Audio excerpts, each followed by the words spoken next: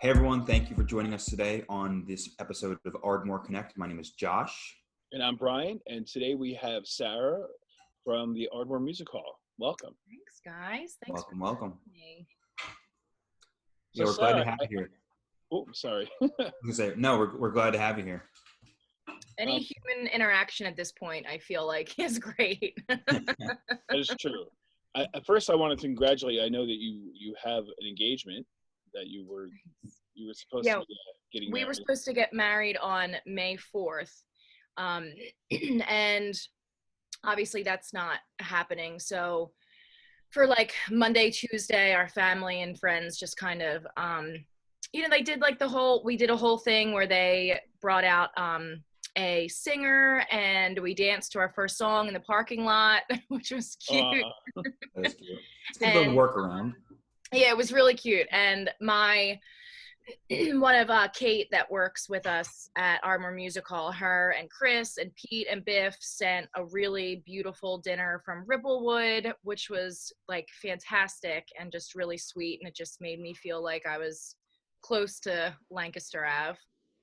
So that was really nice. Yeah, it is nice. That's really good. So Sara, why don't you tell us what it is that you do over at the Ardmore Music Hall? So I'm the general manager of the music hall. So basically I'm there during the day and I do anything from the scheduling to the payroll. I'm less customer service than I was, but I'm still customer service.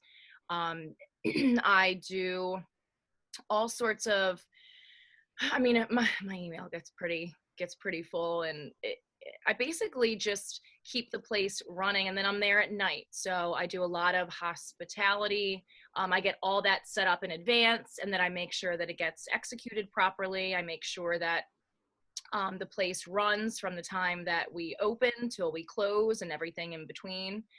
Make sure the artists are happy, make sure that they stick to somewhat of a schedule, which, we know how that goes sometimes. Yeah, I can understand I make that. sure that the staff is happy and that it's just stays like a pretty well-oiled machine. So the type of position where you kind of have to, it changes every single day. There's a new experience every single day for you, it seems like. yeah, it's funny because there's nothing that I haven't done there. I've been in that building for 13 years for 13 years. So since it was Brownies, and I worked for Rufo, and then Chris and Tom came in and bought it. And then since we've joined forces with Ripplewood, so now Pete and Biff are involved, and we've expanded to 118 North, which is in Wayne with Kenny Kearns, and it's a smaller music venue with a really just elevated food and cocktail program. And we've taken our cue from Ripplewood, and we've elevated our food program. So we're still a lot of beer, but we do have some really great curated cocktails from Ripplewood. So that was really great to be able to lean on them, because that's kind of outside my realm. When I worked at Brownies, we were serving 1,000 college kids twice a week, and then flipping the room and doing birthday and bachelorette parties and that whole thing. So this is new for me. So it's kind of, it's like teaching an old dog new tricks, because I kind of just have to go with the flow. And if something happens where the sprinklers, or not the sprinklers, but the alarm system goes off from fog, you just got to kind of figure out how to troubleshoot. I'm basically a big troubleshooter. So you learn on the fly, and you learn pretty quick. I always find those to be the fun positions, because it lets you, expand what you do know and what you don't know, and say, okay, I never knew how to turn a sprinkler system off, but now I do. And because I had to. And that kind of sticks with you. No choice. It sticks with you. Are you also involved in 118 yourself, or are you strictly just Ardmore Music Hall? So I'm simply Ardmore Music Hall, but when, Chris or Mike Shane call, when they were opening and we had our big opening coming up, a couple of our crew went down there and just, put our gloves on and cleaned, and just was the support that they kind of needed, because that's what everybody does. And the same thing would happen if I called down there and I called Mike Shane, who's the GM at 118, and I'm like, hey, we need 16 extra chairs, like on the fly. He's like, no problem. And I think that the partnership with Ripplewood and 118 has really allowed us to lean on people a little bit more and have that support and have it within the community that we're familiar with. I think that Ardmore, since I've been there in the last 13 years, has really become a homier place. Mm-hmm. And I think that's something that is important. And, you know, the fact that they're building parking garages is huge, because parking is an issue in the city. And one of the great things about Ardmore is we don't have the troubles that come along with the city, and parking is huge, and just listening to what people are asking for and kind of delivering on that is great. And that's something that I've seen happen over the last decade, and I think that's amazing. And I'm glad to be on the main line and to go further down and to be part of Wayne. Yeah, I think it's great how the Ardmore commercial corridor is just it's so dense and packed with all these amazing businesses, and it still has that nice Main Street vibe. Like you walk down Manayunk, difference is, you know, it's completely different, because you're correct. It's the parking, it's the space, it's really helpful. It's like, and I say this about Havertown as well, it's really centrally located, because you do have Manayunk 12 minutes away, and you do have Devon is not that far, and Bryn Mawr, and then you're so close to the city that it's really centrally located. And I think that's really big. And speaking from a real estate point of view, Ardmore is actually a little, in my opinion, undervalued compared to a lot of the areas surrounding it. So I think that's also a nice little tidbit. Go on Zillow. Try looking for a house right now. I've been just glancing because I'm nosy, and eventually I'll pull the trigger. But I love that there are so many older, beautiful homes in Ardmore, which I really think are phenomenal. And from a real estate point of view, it might be a little underrated, but it's up there. Yeah, I mean, if you just look at everything surrounding it, everything is, $1 million plus, and you have some of these condos. Brian, I know you're over in that area where you can find something for 300, you can find something for 400, as opposed to walk everywhere. You can walk. That's the big key. I mean, for me, being a city guy coming here, in the beginning, I was kind of kicking and screaming. I didn't want to be in Ardmore because I'm not really the suburbanite type kind of person. Right. But in the last 6 years alone, Ardmore has refinanced itself and refurnished itself to the point where I walk every single place. I don't even go into the city anymore. I'm actually relocating my business. Yeah. So it's a lot better here now. I got a question for you though, regarding to the what's going on with the pandemic. What are you guys doing? I know that you guys are obviously closed to the public, but I know that you guys are doing some kind of rewind concert series. What is that about? Yeah, so we work with nugs.net, which is a really great streaming company who brings it, to people's living rooms for people that, for sold out shows especially. And it's kind of like, oh, we missed the boat, we didn't get tickets in time, or we have an event on Sunday and we can't get out Saturday night, but we really want to still be involved, and we want to support the artists and the venues. So nugs.net has really brought some cool shows and very well done. Like it's very great, it's great quality. And they basically took our shows and ones that they've done, and they've just started restreaming them. And I guess it just, for me, it makes me feel like, even though you're kind of alone in your house with your family unit, you kind of remember that connection that you had that night, and you reminisce, and it kind of brings up those great memories that you had, and you get to see the room again, which, I don't know when will be the next time that I'll see that room that full, and that full of people that are just genuinely happy to be there. So nugs.net is really just giving us a walk down memory lane. That's one of the next part I was going to ask. Is like, when this is over, do you think there'll be a significant change for you as a venue and music venues in general? Do you think this will be a permanent change? Yeah, that's a good question, Brian, because I was just thinking the same thing. Like, Sarah, how do you feel about that? In my personal opinion, and like I said, I expressed to you guys, I'm not a big news watcher. I kind of live in the moment. I don't really want to I don't look too far ahead because, you know, everything changes so quickly that it's hard to do that for me personally. So when I do stop and think about it and I picture what I think it will look like, I think we would cut capacity. I don't think people want to be so closed Right. in together. I think that's probably the way to go. And I think us having 2 floors, and having a certain seated section with standing, I think it's something that if we all sit down as a team and really hammer out everyone's feelings and people's feelings, like our customers, if we just kind of take all of that into consideration and plan out a nice way to make it a less packed room and to make everybody kind of feel more comfortable and like they have space to breathe and they have space to distance themselves. I think there's a way to do it comfortably and making people feel, you know, just at ease about it. I don't know what that looks like, but I think there's a way to do it. And if we really think about it and we put our heads together and we, you know, take some feedback from all of us who are familiar with the room, and then some people, you know, like our customers that are also familiar, I think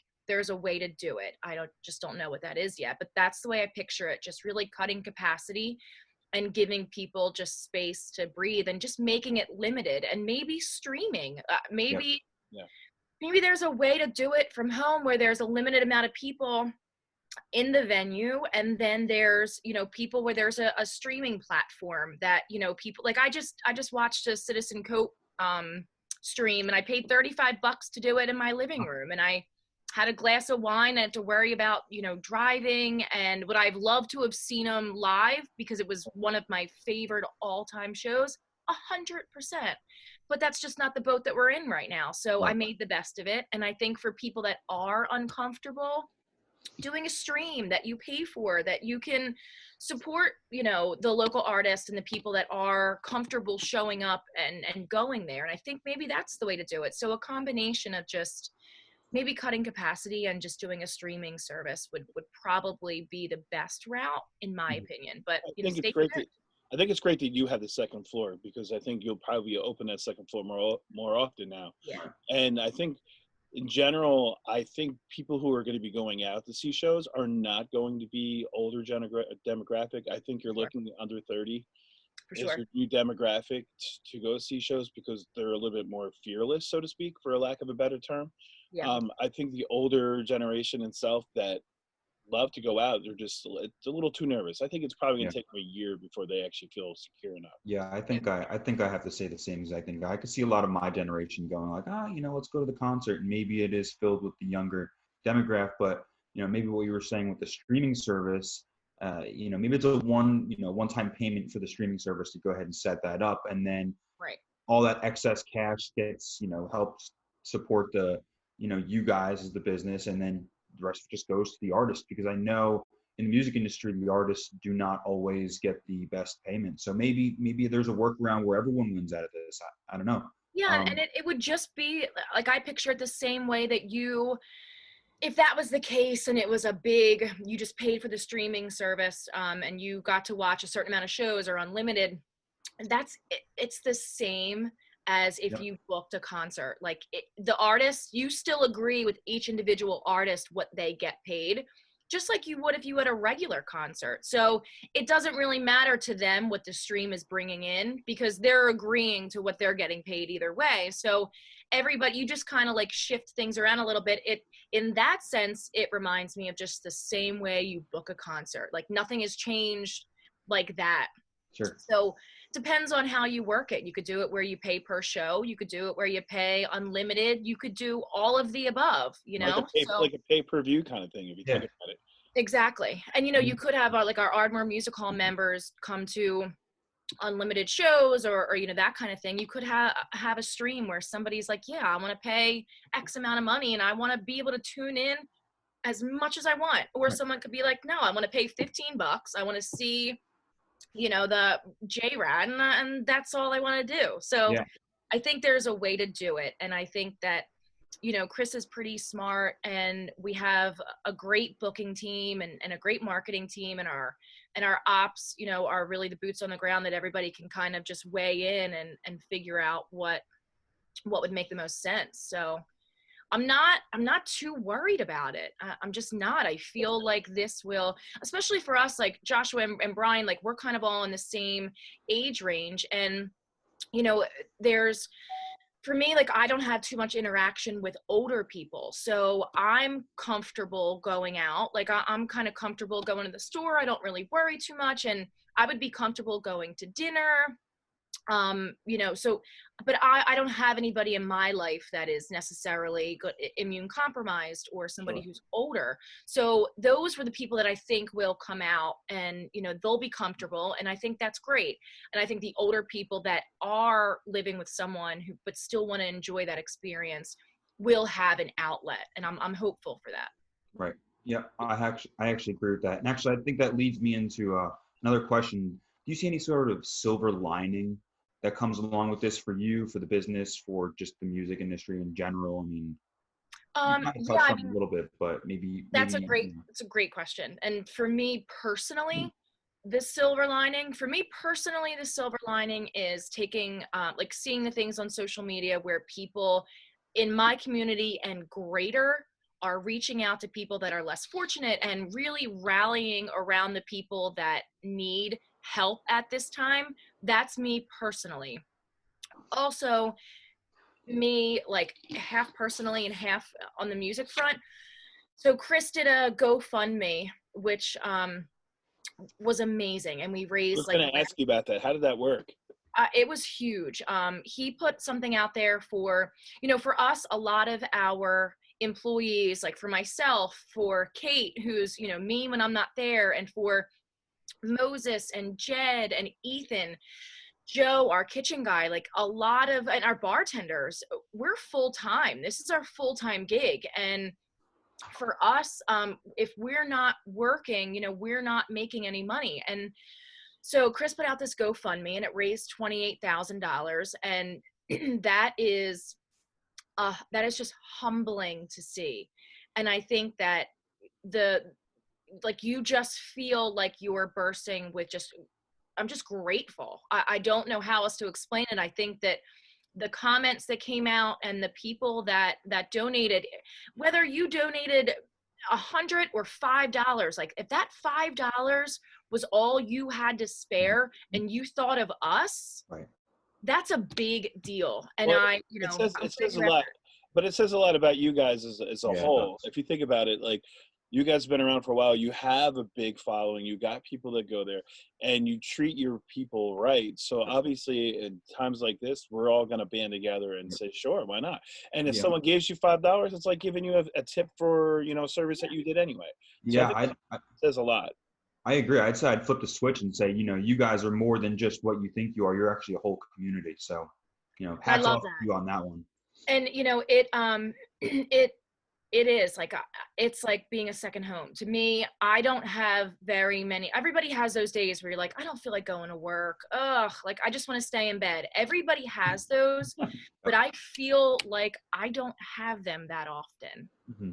And I truly am blessed to say that. Like I'm not a 9-to-5er. I don't think I ever will be. And to leave home, to feel like I'm home is amazing. And I think that's a testament to what Joe built and what Joe taught me, and then what I carried on to Chris when Chris came in, and then what we had as Brownies, he really just expanded on. And I think that shows I mean, not even the donations. It just shows, you know, in general, we did a 3-day stream, May 1st through the 3rd, and we did an AMH fan band where all of our staff, it was everybody on our staff each played. There was like 16 of them, 13 of them that all did different instruments. And it was awesome. And everybody there that's at Ardmore truly wants to be there, and they can't wait to get back. And I'm glad that shows, because it's important to me that it does, and it's natural for us. And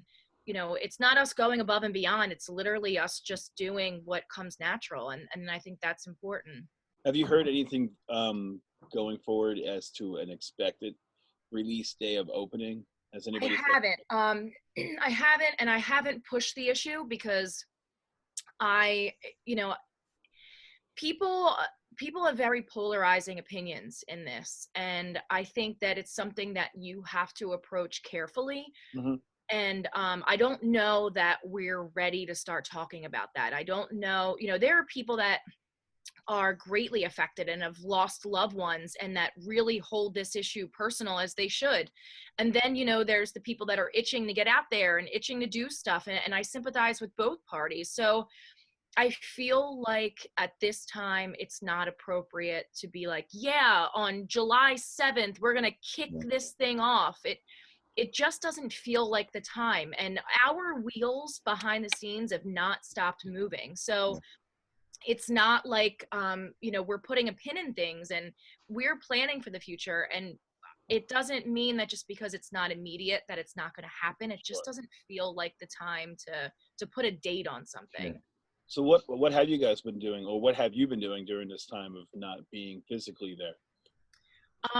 I mean, I think I have days like everybody else. I have days where I stay in bed all day and I'm completely unproductive, and then I hate myself. And then I have days where I wake up and I do yoga for an hour, and then I hop on my cycle bike, and then I, take the dog for a walk, and I walk with my mom. I live in a complex. My mom lives down there, and we go for a walk, a couple times a week. And I think that everybody, it's important to stay productive, and it's also important to know that, it's okay if you're not sometimes too. Yeah. I think a good way to put it is there is such thing as a work-life balance, but sometimes they peak at different points, and you need to ride the one, you need to ride the one that's most important at the time. So if you're feeling, hey, I don't feel productive right now, go ahead, sit on the couch, have some Oreos, watch your favorite TV show. But then those times we really do feel it, hit it hard. Go ahead, go do it. I genuinely, do you think about the mornings where you wake up and it's freezing cold in the winter, and I think, oh my God, I don't want to get out of my bed. And I genuinely place myself in that headspace, and I'm like, yeah, but you don't have to today. So be grateful that you don't, just take the opportunity to appreciate it, because it's not always going to be like that. And you are going to have days where you're like, man, I just want to stay in my sweatpants. So take advantage of the fact that you're able to do that right now, and you're healthy enough to do so, because there are people that aren't healthy enough to do that. So instead of being down about it, just appreciate it and live in it. And, just if you want to have a bag of Oreos, go ahead. I will. I did last night, so you're good. I'll do it today. So since you've been here for 13 years in Ardmore, so you've been here a long time, why don't you tell us some of your Ardmore businesses that you like, other Ardmore businesses that you like? Yeah, this is a good Great one. question. I mean, I have to say Ripplewood, because they're right next to us, and happy hour is so close to me on Fridays when I'm I know what you mean. I could literally just walk in the back or the front door, which is great. 6 and o'clock. have great food, which is amazing. And I love Giannini, because I went to high school with Mr. Iannicone's son, and grade school, high school. And I just think that that's just great. I love seeing him. He's excited about what we're doing. He's always popping in and just saying like, hey, how's it going? So I love seeing him on the block. I haven't been, I frequent Nudies and Ardmore Station Cafe. Like, it is nobody's business. Like, it is sad how much I eat there, and I miss it. I miss my Nudies and Ardmore Station Cafe rotation. I love Suburban Square. I think what they have done with Suburban Square is amazing. I go to Soul Cycle, which I miss. Yeah. I love the juice places that they're putting in. I think that having an Apple store there when my charger just decides to stop working is phenomenal. You don't have to go far. No, I don't. And I think that Suburban Square is amazing. And I'm trying to think beyond that, what I love. But like you said, Brian, we walk everywhere. So I think I'm picturing places in my head that I consistently walk to. But, I've been reading on the mainline restaurant reviews a lot. And I think there's a lot more places that I want to try that I didn't even think about. So I think that while my favorite local businesses are great, I'm 100% gonna branch out. I think that if that's a big deal too. Like I wanna make sure that I'm trying new stuff as well. You got to Yeah, keep that's the a great palate place. open. That's a really good place to find some good restaurants. I've Yeah. posted in there a few times, and I've also gone to a few recommendations from there. So highly Yeah. recommend that. Yeah, and Tired Hands. I mean, if you ask my fiance, he's gonna say Tired Hands. Everybody. I think too, me and Kate, who's she works with me there. She's basically me when I'm not there. We go to Vermont once a year because they have a house there, and we'll go and we'll hit these places, these really big breweries that are huge and that we're Yeah. excited to see. And, we're like, it's a big focal point of our trip. And to have one of those, Yep. 2 of those in our backyard is amazing. So I think that's really cool too. And I'm proud to be across the street from that too. Those guys are great and they're creative and they're innovative. And I think that's really cool. You guys Yeah, they were also one. have their beer on tap, don't you? We always have hop hands on because it's a staple, and Chris, Wow. loves hop hands as everybody does.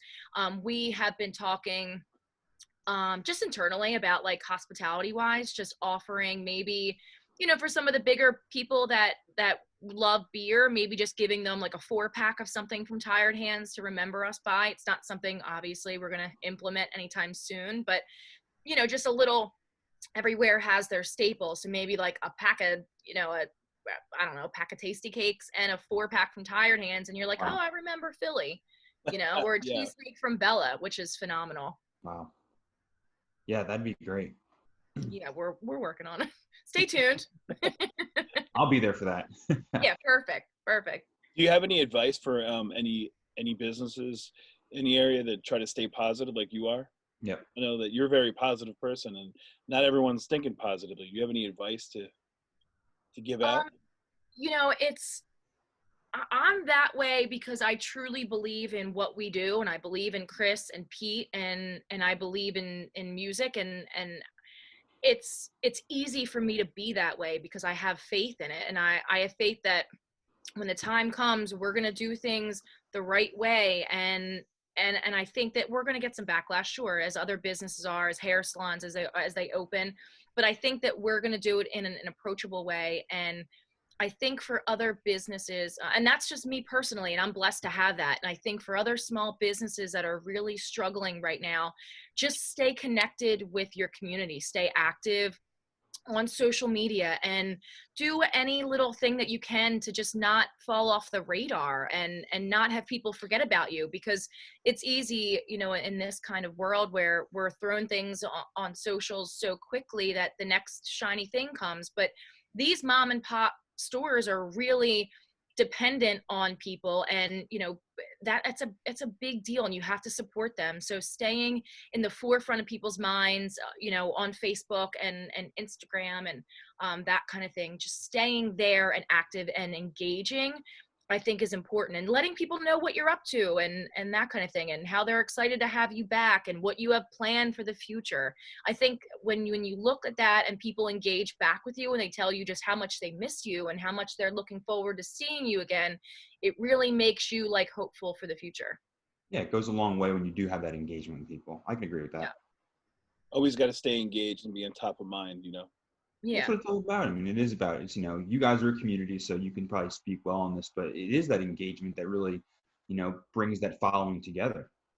Yeah, of course. And it becomes a family, people by first names, and what's going on with them, and they know what's going on with you. And that's something that you don't get from a big business. And there's nothing against a big business. I mean, it makes the world go round. So, I hear you, Amazon. Thanks. Package coming You got to later. have a happy medium, a happy Yeah. medium. But the second that I don't have to rely on Amazon, like I'm going to go to Suburban Square and check out Right. the small, boutiques there for gifts. That's what I did when I got my bridesmaids gifts. I went to Dandelion, and, I think that you have to really just support those people that are the little guys that remember you. And that's huge. So speaking of supporting the people around you, do you guys have anything planned for your customers and your loyal following after this is all said and done?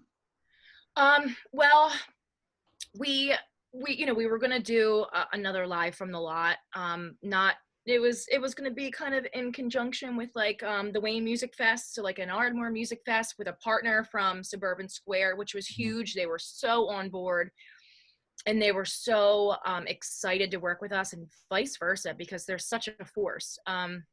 And that was devastating to us that we might not do that. So I think that when that comes about and when we decide to do it, it was a big outdoor festival. I'm sorry if that wasn't clear, but when something like that happens, and is that on hold now? I don't know. I think so. I think, I'm not positive, but it's hard. Like, it's hard to navigate right now. It's really hard to say. So I don't know the answer to that, but if we don't do it, I think that when we do, or if we do, even if we do this year or we don't, when the time comes, I think doing something really special for our music club members and our fans at that point, I think that's really a good time to do something. I think that, whether you offer a memorabilia, we're working on merch as we speak, which I think will be really cool. Just that kind of thing, just ways to keep them connected and just keep them in the loop so that they feel like they're in the loop.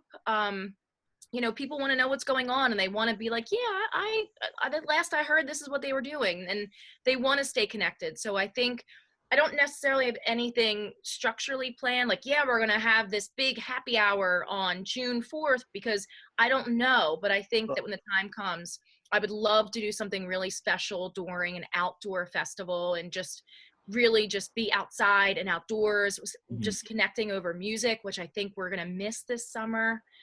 So that's where I'd like to see something really cool happen. It's one of the things I think we're going to plan on doing once, with the Ardmore Business Association. We're trying to plan stuff. Actually, this weekend would have been our open house. Where at?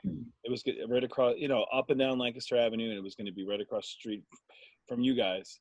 Yeah, I love that. Plaza. So unfortunately, we never did that. So we're planning something as well once we can get together. So maybe we could do a combined thing. We never know. I love that. I love that. I got the staff. I'm ready. They're ready to do stuff. Everyone's Yeah, we have the booze. We're ready. We are ready. I just want to thank you for taking the time out of your day today and to speak with us. Nice. It was glad to get a little bit of Ardmore in my life. It's been a while. It's been almost 2 months. I know. Well, thank you guys. Thanks for bringing up some really good memories, and I'm looking forward to making more and seeing you guys. And I'll look for you in the mainline reviews. I'll be there. I'll be the fat girl giving likes. Yeah, and I'll be the fat guy going, oh, try this place too. I was there yesterday, the day before, and the day before that as well. That sounds good to me. Well, I'll see you as soon as we open up in public. I'm sure I'll see you right away. Yeah, thanks, guys. I was gonna say, if we need to find you, we'll just go down to the nudies down there. Or Ardmore Station, either one. John and Ardmore Station is the sweetest. Yeah, you can find me at either one, just frequenting. I'll probably be at Soul Cycle because I'm gonna have to work off that Ardmore Station cafe. Yeah, well, it's lucky that it's really convenient, like right next to each other. So eat and then go to Soul Cycle. Yes, right after. The opposite. Thanks, guys. Well, thank you. Do you have anything you want to add before we head out? Like anything you have coming up that we should know about? We just did that fam jam. We have, I don't know that there's anything super big coming up, but I'll email you if there is something. And that's a shame because it just passed this past weekend. It was really cool. It was a 3-day festival with G Love and I saw that. No, I wanted to ask you about that. Yeah. That was really cool. So I wish we had something in the works. I know that Nick from Nick Greeley and the Operators, he's one of our staff members. He's doing a 104.5 concert with Jam and Jesse. So that's something, I think that's today. So if this doesn't go out today, this might be a little late, but I'll email you if anything really cool comes up. Yeah, send us an email. We can put it in the description of the video. Wonderful. Thanks, guys. Well, thank you. Yeah, thank you. And thank you for everyone out there watching on this episode of Ardmore Connect. Stay tuned for the next one, and we will see you soon.